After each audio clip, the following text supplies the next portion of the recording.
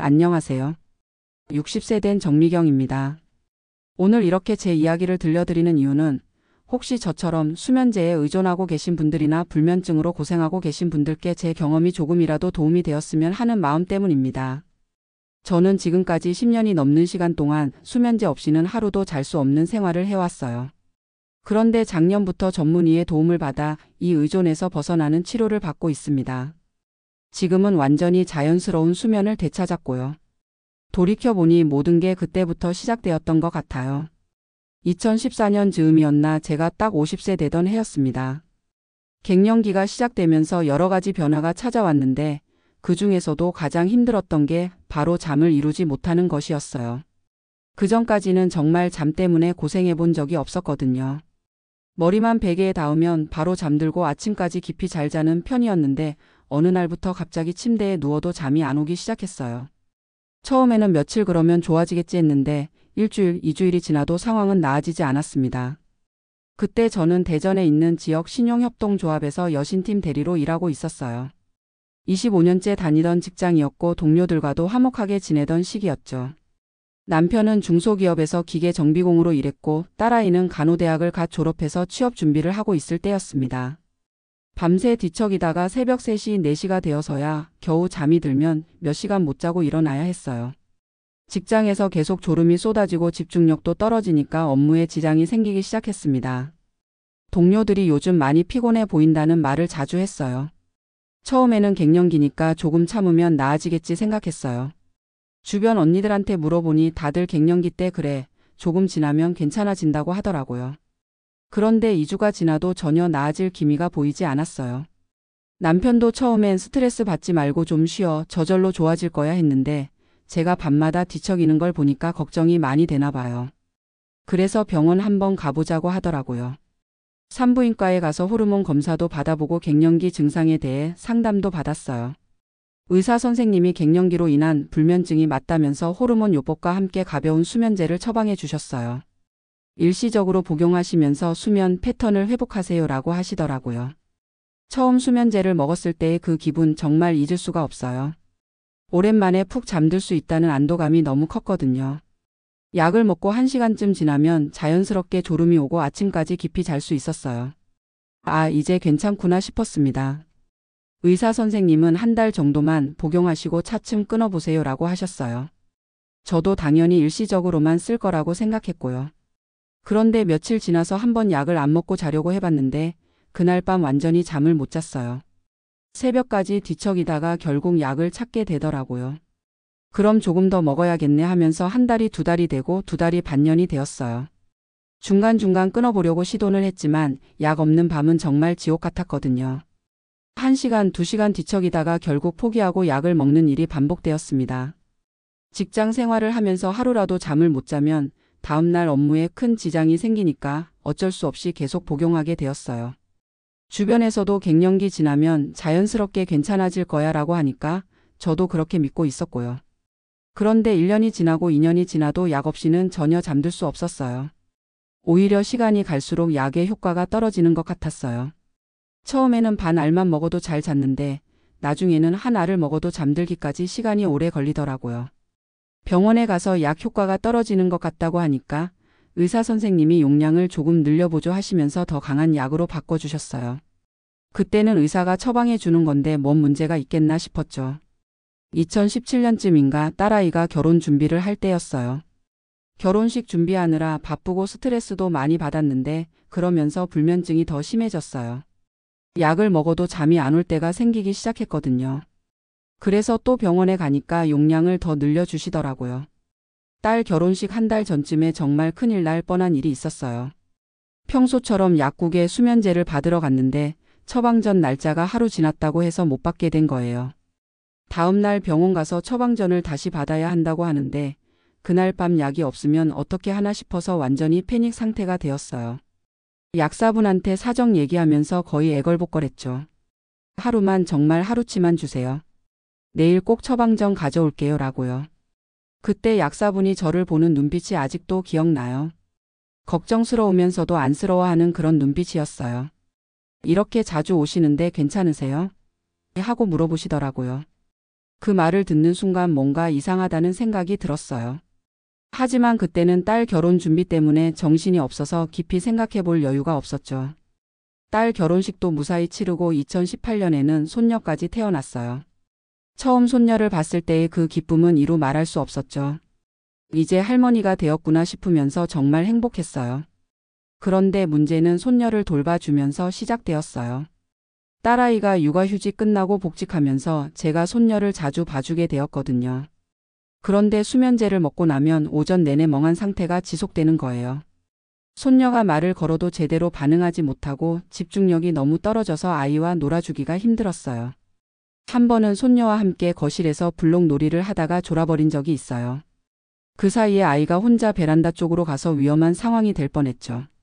다행히 큰 사고는 없었지만 딸아이가 그 얘기를 듣고 많이 놀랐어요. 엄마, 요즘 너무 멍해 보여요. 괜찮으세요? 딸이 걱정스러운 표정으로 물어보는데 저는 그냥 나이 들어서 그런가 봐라고 대답했어요. 사실 저도 뭔가 이상하다는 걸 느끼고 있었거든요. 예전에는 그렇지 않았는데 기억력도 떨어지고 집중력도 예전 같지 않았어요. 2019년 즈음에는 상황이 더 심각해졌어요. 하루에 한 알씩 먹던 수면제가 2알, 3알로 늘어났거든요. 한 알로는 잠이 안 와서 새벽에 한 알을 더 먹고 그래도 안 되면 또 한 알을 더 먹는 시기였어요. 남편이 당신 요즘 약을 너무 많이 먹는 것 같은데 괜찮나? 하고 걱정했지만 저는 잠이 안 와서 어쩔 수 없어라고만 답했어요. 사실 저도 불안했지만 약 없이는 정말 잠을 잘 수 없었거든요. 그해 제가 55세가 되면서 조기퇴직을 했어요. 원래는 정년까지 일할 생각이었는데 집중력 저하와 기억력 문제 때문에 업무를 제대로 처리하기가 힘들어졌거든요. 실수도 자주 생기고 동료들한테 미안한 마음도 들고요. 퇴직하고 나서는 상황이 더 나빠졌어요. 할 일이 없으니까 하루 종일 집에만 있게 되고 생활 리듬이 완전히 깨졌거든요. 낮에도 졸리고 밤에도 잠이 안 오고 그래서 수면제를 더 많이 먹게 되었어요. 2020년에 코로나가 시작되면서 상황은 더욱 악화되었어요. 외출도 마음대로 할 수 없고 사람들 만나는 것도 제한되니까 스트레스가 더 커졌죠. 그러면서 불면증도 더 심해졌고 수면제 용량도 계속 늘어났어요. 그때쯤 정말 심각한 일들이 벌어지기 시작했어요. 가스레인지에 물을 올려놓고 깜빡해서 물이 다 끓어 없어진 적도 있고 외출할 때 문을 제대로 잠갔는지 기억이 안 나서 다시 집에 돌아온 적도 여러 번 있었어요. 손녀한테도 같은 얘기를 여러 번 반복해서 하니까 아이가 할머니 그 얘기 아까도 했어요 라고 하는 거예요. 그 말을 들으면서 정말 충격을 받았죠. 내가 이렇게 기억력이 나빠졌구나 싶어서요. 딸아이도 그런 제 모습을 보면서 많이 걱정했어요. 엄마, 요즘 너무 자주 깜빡하시고 같은 말씀을 여러 번 하세요. 혹시 치매는 아닌지 검사 받아보시는 게 어떨까요? 라고 하더라고요. 치매라는 말을 듣는 순간 정말 무서웠어요. 아직 60도 안 됐는데 벌써 치매가 올 수 있나 싶기도 하고 혹시 정말 그런 건 아닌가 하는 두려움도 들었고요. 2021년 어느 날 정말 잊을 수 없는 일이 일어났어요. 손녀를 돌봐주다가 갑자기 기억이 끊어진 거예요. 오후 2시경에 손녀와 함께 거실에서 텔레비전을 보고 있었는데 다음에 기억나는 건 저녁 6시쯤 딸아이가 퇴근해서 들어오는 모습이었어요. 그 4시간 동안 뭘 했는지 전혀 기억이 나지 않았어요. 다행히 손녀는 아무 일 없이 안전했지만 만약 그 시간에 아이한테 무슨 일이 생겼다면 어떻게 됐을까 생각하니까 정말 끔찍했어요. 딸아이한테 그 얘기를 하니까 얼굴이 새하얘지더라고요. 엄마, 이건 정말 심각한 문제예요. 당장 병원에 가서 정확한 검사를 받아보셔야 해요라고 하면서 눈물을 글썽이더라고요. 그때서야 저도 정말 심각한 상황이라는 걸 깨달았어요. 이대로 가다가는 정말 큰일이 날 수도 있겠다는 생각이 들었죠. 남편과 딸아이가 함께 앉아서 진지하게 얘기했어요. 엄마, 수면제를 너무 오래 드신 것 같아요. 혹시 그것 때문에 기억력 문제가 생긴 건 아닐까요? 딸이 그렇게 말하는데 처음에는 믿고 싶지 않았어요. 수면제는 의사가 처방해 준 거야. 그게 뭔 문제가 있겠니? 하고 반박했지만 마음 한구석으로는 혹시 그런 건 아닌가 하는 의심이 들기 시작했어요. 딸아이가 인터넷으로 여러 자료를 찾아보더니 엄마, 수면제를 장기간 복용하면 기억력 저하나 인지 기능 장애가 생길 수 있대요. 정신건강의학과에서 전문적인 상담을 받아보시는 게 좋을 것 같아요 라고 하더라고요. 정신건강의학과라는 말을 듣고 처음에는 거부감이 들었어요. 내가 정신병 환자도 아닌데 왜 그런 데를 가야 하나 싶었거든요. 하지만 가족들이 계속 설득하고 저도 이대로는 안 되겠다는 생각이 들어서 결국 병원에 가보기로 했어요. 2022년 3월 드디어 정신건강의학과에 처음 발을 들여놓았어요. 의사 선생님이 제 상황을 자세히 듣고 나서 전형적인 벤조디아제핀 의존증입니다 라고 진단하시더라고요. 벤조디아제핀이 뭔가요? 하고 물어보니까 제가 10년 넘게 먹은 수면제의 성분 이름이라고 하시더라고요. 장기간 복용하시면서 약물에 의존성이 생긴 상태이고 이로 인해 기억력 저하와 인지 기능 장애가 나타나고 있습니다 라고 설명해 주셨어요. 그 말을 듣는 순간 정말 충격적이었어요.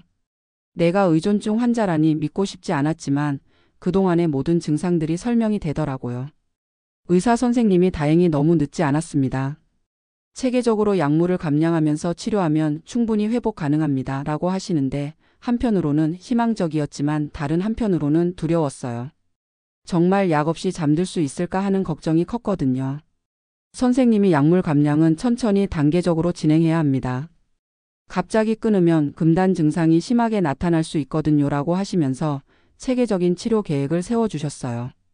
첫 번째 단계는 현재 복용량을 정확히 파악하는 것이었어요. 저는 그때 하루에 2알에서 3알 정도를 먹고 있었는데 정확한 용량과 복용 시간을 일지로 작성하기 시작했어요. 두 번째 단계는 아주 천천히 용량을 줄여가는 것이었어요. 2주마다 25%씩 줄여가는 방식이었는데 처음에는 별로 차이를 못 느꼈어요. 하지만 시간이 지나면서 점점 어려워지기 시작했죠. 용량을 줄이기 시작한 지 한 달쯤 되었을 때부터 금단 증상이 나타나기 시작했어요. 밤에 잠들기까지 시간이 더 오래 걸리고 자다가 자주 깨고 낮에도 불안하고 초조한 기분이 들었어요. 가장 힘들었던 건 불안감이었어요. 아무 이유 없이 가슴이 두근거리고 뭔가 나쁜 일이 일어날 것 같은 느낌이 계속 들었거든요. 그럴 때마다 차라리 원래대로 약을 먹을까 하는 생각이 수십 번도 더 들었어요. 하지만 가족들의 지지가 정말 큰 힘이 되었어요. 남편은 힘들어도 조금만 더 참자. 우리가 함께 이겨내자고 계속 격려해줬고 딸아이도 틈틈이 전화해서 엄마 어떠세요? 많이 힘드시죠? 그래도 조금씩 나아지고 계세요라고 응원해줬어요. 의사 선생님도 이런 증상들은 모두 정상적인 과정입니다. 몸이 약물 없이도 잠들 수 있는 방법을 다시 학습하고 있는 거예요라고 설명해 주시면서 용기를 주셨어요. 치료를 시작한 지 3개월 정도 되었을 때 조금씩 변화가 느껴지기 시작했어요. 약물 용량을 절반으로 줄였는데도 예전보다 잠들기가 수월해진 거예요. 물론 아직 약 없이 잠드는 건 어려웠지만 그래도 진전이 있다는 걸 느낄 수 있었어요. 의사 선생님이 약물 치료와 함께 수면 위생 교육도 받으셔야 합니다 라고 하시면서 올바른 수면 습관에 대해 알려주셨어요. 규칙적인 수면 시간, 침실 환경 조성, 카페인 줄이기, 적당한 운동 등등 정말 많은 걸 배웠어요. 그 중에서도 가장 도움이 된 건 수면 일지 작성이었어요. 매일 잠든 시간, 깬 시간, 약 복용량, 그날의 기분 상태 등을 기록하는 거였는데 이걸 통해서 제 수면 패턴을 객관적으로 파악할 수 있었거든요. 또 하나 도움이 된 건 같은 문제를 겪고 있는 분들과의 모임이었어요. 병원에서 환우 모임을 소개해 주셨는데 거기서 만난 분들이 정말 큰 힘이 되었어요. 저보다 먼저 치료를 시작해서 성공적으로 회복하신 분들의 경험담을 들으면서 희망을 가질 수 있었어요. 저도 처음에는 절대 불가능할 거라고 생각했어요. 그런데 지금 보세요. 약 없이도 잘 자고 있잖아요 라고 말씀해 주시는 선배 환우분의 말씀이 정말 용기가 되었죠. 치료 6개월째 되던 때 드디어 수면제 용량을 원래의 4분의 1까지 줄였어요. 그런데 놀랍게도 잠드는데 큰 어려움이 없었어요.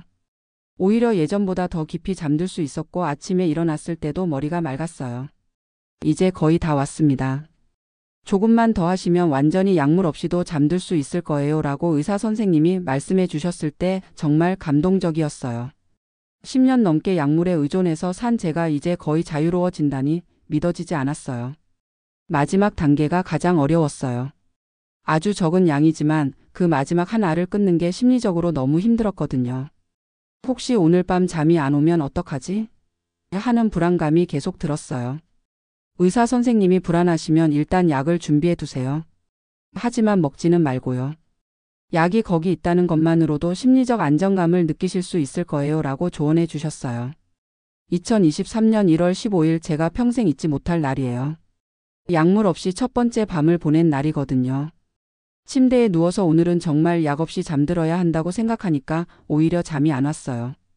1시간, 2시간이 지나도 잠이 안 와서 역시 안 되는구나 싶었어요. 그런데 새벽 2시쯤에 갑자기 졸음이 쏟아지면서 잠이 들었어요. 그리고 아침 7시에 자연스럽게 깼는데 그때의 그 기분을 뭐라고 표현해야 할까요? 정말 세상을 다 가진 것 같은 기분이었어요. 남편한테 여보 나 어젯밤 약 안 먹고 잤어. 하고 말했더니 남편도 너무 기뻐하면서 정말 대단해. 당신 정말 멋져. 하고 안아주더라고요. 딸아이한테 전화했더니 엄마 정말요? 와 정말 축하해요. 하면서 울먹울먹 하더라고요. 나중에 들어보니 딸아이도 제가 약물 의존에서 벗어날 수 있을지 많이 걱정했었다고 해요. 물론 그 이후에도 어려움은 있었어요. 가끔 잠이 안 오는 날도 있었고 스트레스를 받으면 약을 먹으면 편할 텐데 하는 생각이 들기도 했어요. 하지만 그럴 때마다 그동안 배운 수면 위생 방법들을 실천하면서 극복해 나갔어요. 따뜻한 물로 샤워하기, 라벤더 향 아로마 사용하기, 가벼운 스트레칭하기, 독서하기 등등 정말 다양한 방법들을 시도해 봤어요. 그 중에서 저에게 가장 효과적이었던 건 명상이었어요.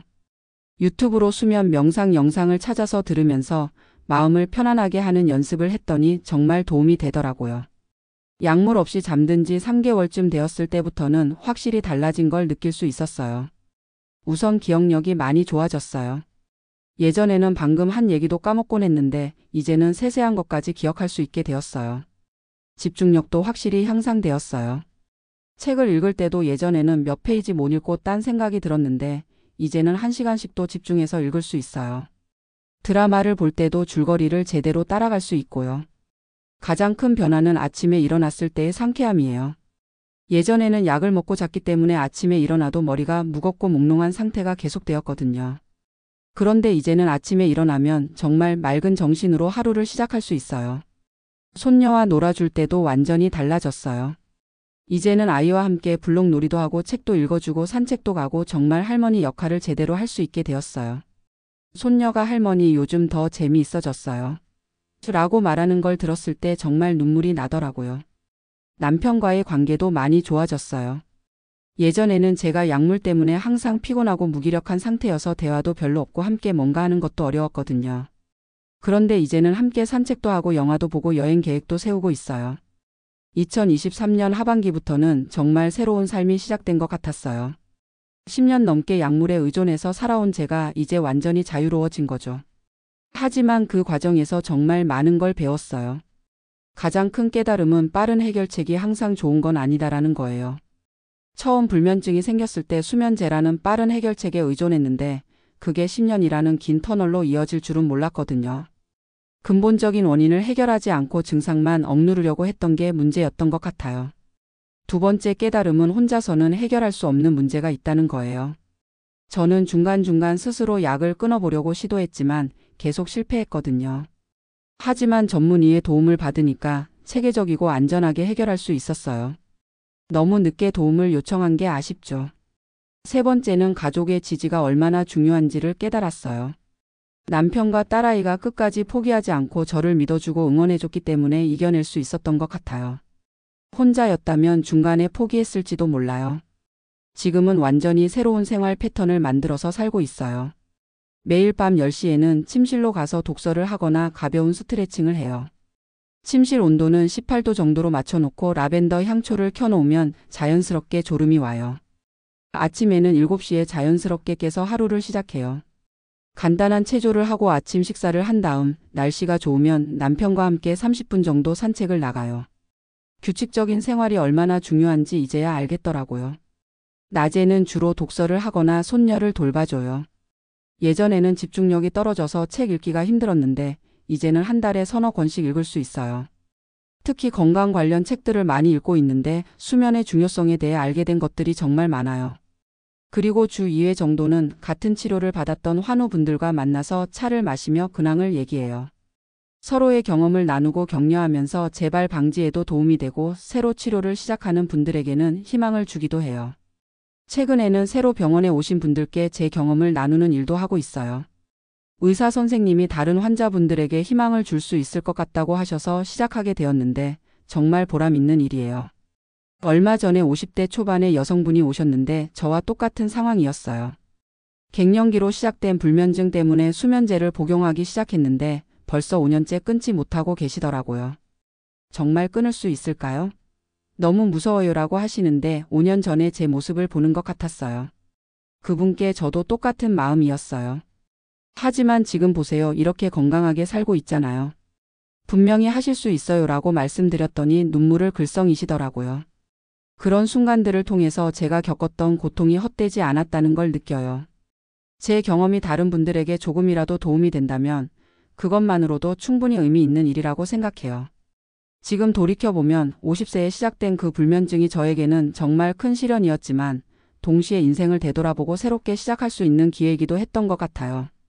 만약 그 일이 없었다면 건강의 소중함도 모르고 가족의 사랑도 당연하게 여기면서 살았을지도 몰라요.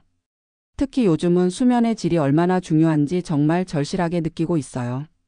잠을 제대로 자야 낮에 활동할 수 있는 에너지가 생기고 기억력도 좋아지고 면역력도 향상되더라고요. 예전에는 단순히 잠만 잘 수 있으면 된다고 생각했는데 이제는 어떻게 자느냐가 더 중요하다는 걸 알았어요. 수면제로 억지로 재운 잠과 자연스럽게 드는 잠은 정말 달라요. 수면제로 잔 다음날 아침에는 아무리 오래 잤어도 피곤하고 머리가 무거웠는데 자연스럽게 잔 다음 날에는 6시간만 자도 상쾌하고 활기차요. 요즘은 손녀가 할머니는 왜 이렇게 일찍 일어나요? 라고 물어봐요.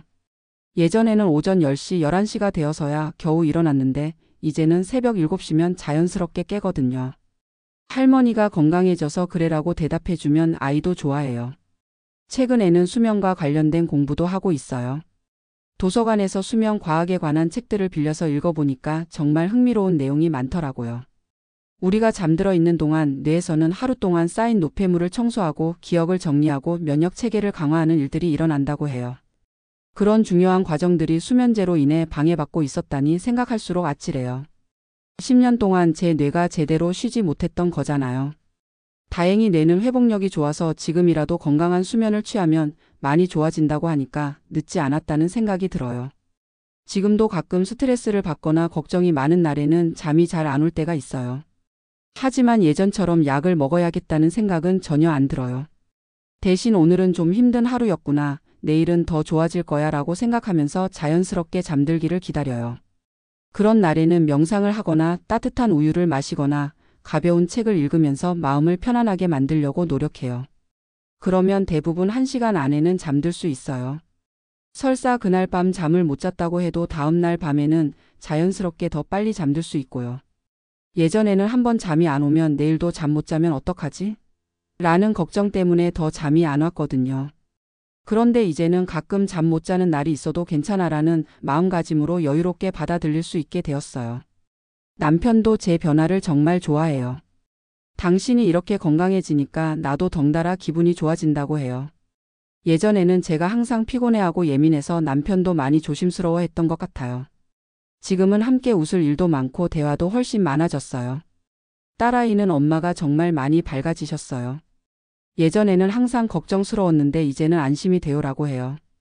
그리고 손녀한테도 할머니가 건강해지셔서 더 재미있게 놀아주실 수 있게 됐다고 설명해 준다고 하더라고요. 요즘 제가 가장 좋아하는 시간은 아침에 일어나서 커피를 마시면서 창밖을 내다보는 시간이에요. 예전에는 아침에 일어나면 머리가 무겁고 하루 시작하기가 싫었는데 이제는 오늘은 또 어떤 좋은 일이 있을까? 라는 기대감으로 하루를 시작할 수 있어요. 특히 계절이 바뀌는 걸 느낄 때 정말 행복해요. 예전에는 약물 때문에 감각이 둔해져서 그런 미세한 변화들을 느끼지 못했거든요. 지금은 봄에 새싹이 돋는 것도 가을에 단풍이 드는 것도 선명하게 느낄 수 있어요. 환우 모임에 나가면 아직 치료 과정에 있는 분들을 많이 만나요. 그분들 중에는 정말 끊을 수 있을까? 너무 힘들어서 포기하고 싶다고 하시는 분들이 계세요. 그럴 때마다 제 경험을 나누면서 희망을 드리려고 노력해요. 저도 똑같았어요. 10년 넘게 약에 의존해서 살면서 평생 이렇게 살아야 하나 싶을 때도 있었어요. 하지만 포기하지 않고 전문의의 도움을 받으니까 이렇게 회복할 수 있었어요. 여러분도 분명히 하실 수 있어요라고 말씀드려요. 그러면 대부분 그런 말씀 들으니까 용기가 난다고 하세요. 제가 살아있는 증거가 되어드릴 수 있다는 게 정말 뿌듯해요. 의사 선생님도 정미경 님 같은 분이 계셔서 다른 환자분들에게 정말 큰 도움이 됩니다. 라고 말씀해 주세요. 제가 겪었던 그 힘든 시간들이 이렇게 의미 있는 일로 이어질 줄은 정말 몰랐어요. 최근에는 지역 보건소에서 하는 수면 건강 강좌에도 참여하고 있어요. 제 경험담을 나누고 수면제 의존의 위험성에 대해 알리는 일을 하고 있는데 생각보다 많은 분들이 관심을 가져주세요. 특히 50대, 60대 여성분들 중에 저와 비슷한 경험을 하고 계신 분들이 정말 많더라고요. 갱년기 증상으로 시작해서 수면제에 의존하게 되신 분들이요. 그분들께 혼자 끙끙 앓지 마시고 전문의의 도움을 받으세요라고 꼭 말씀드려요. 한 가지 안타까운 건 아직도 정신건강의학과에 대한 편견이 있다는 거예요. 정신병원에 가는 게 창피하다거나 주변에 알려지면 어떡하나 하는 걱정 때문에 치료를 미루시는 분들이 계세요. 하지만 수면제 의존증은 정신적인 문제가 아니라 신체적인 문제예요. 마치 당뇨나 고혈압처럼 적절한 치료가 필요한 질환인 거죠. 부끄러워할 일이 전혀 아니라고 생각해요. 저도 처음에는 그런 편견이 있었어요. 내가 정신과에 가야 하나? 싶었거든요. 하지만 막상 가보니까 의사 선생님도 친절하시고 다른 환자분들도 평범한 분들이더라고요. 그리고 뭔가 부끄러운 일이 아니라 건강을 위한 당연한 선택이라는 걸 깨달았어요. 지금은 정기적으로 3개월에 한 번씩 병원에 가서 상태를 점검받고 있어요. 재발 방지를 위한 관리 차원이에요. 의사 선생님이 정말 잘 유지하고 계시네요. 이 상태라면 걱정할 일 없을 것 같습니다. 라고 말씀해 주실 때마다 뿌듯해요. 앞으로의 계획도 세우고 있어요. 우선은 지금의 건강한 생활 패턴을 계속 유지하는 것이 가장 중요하죠. 그리고 더 많은 분들에게 제 경험을 나누면서 도움을 드리고 싶어요. 손녀가 조금 더 크면 함께 여행도 가고 싶고 남편과 함께 오래전부터 계획했던 전국 일주도 해보고 싶어요. 예전에는 약물 때문에 여행 가는 것도 불안했거든요. 혹시 약을 깜빡하고 안 가져가면 어떡하지? 또 여행지에서 잠이 안 오면 어떡하지? 하는 걱정 때문이었어요. 지금은 그런 걱정 없이 어디든 갈 수 있어요. 며칠 전에 남편과 함께 제주도 여행을 다녀왔는데 정말 오랜만에 마음 편히 여행을 즐길 수 있었어요. 바다를 보면서 내가 이렇게 자유로워질 수 있구나 싶어서 감동받았어요. 요즘은 건강 관련 공부도 더 하고 있어요. 수면뿐만 아니라 노년기 건강관리 전반에 대해 알아보고 있는데 정말 모르는 게 많더라고요. 운동의 중요성, 영양관리, 스트레스 관리 등등 배울 게 너무 많아요. 특히 운동의 중요성을 새롭게 깨달았어요.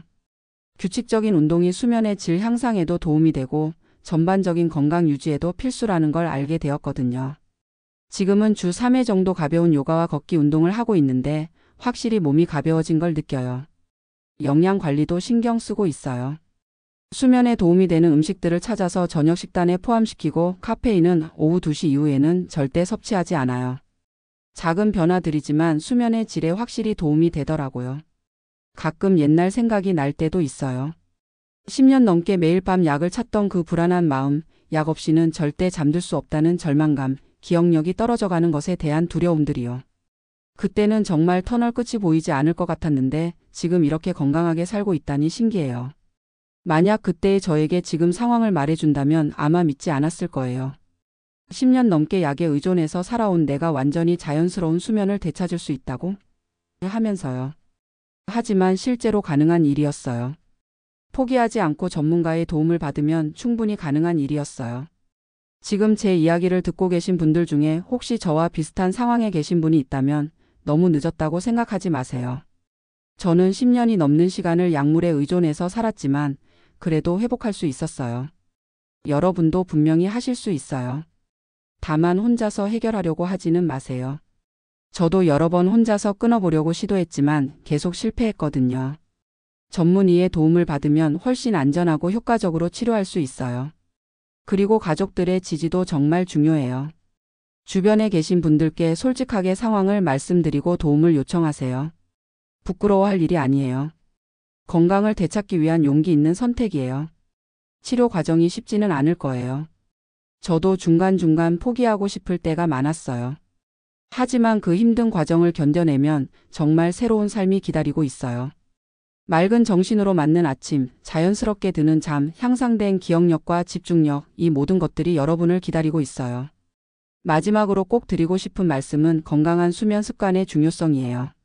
젊을 때부터 올바른 수면 습관을 만드시고 혹시 문제가 생기면 초기에 적절한 대응을 하시기 바라요. 저처럼 10년이라는 긴 시간을 허비하지 마시고요. 수면제는 응급처치용일 뿐이에요. 근본적인 해결책이 될 수는 없어요. 불면증의 원인을 찾아서 그것부터 해결하는 것이 진정한 치료예요.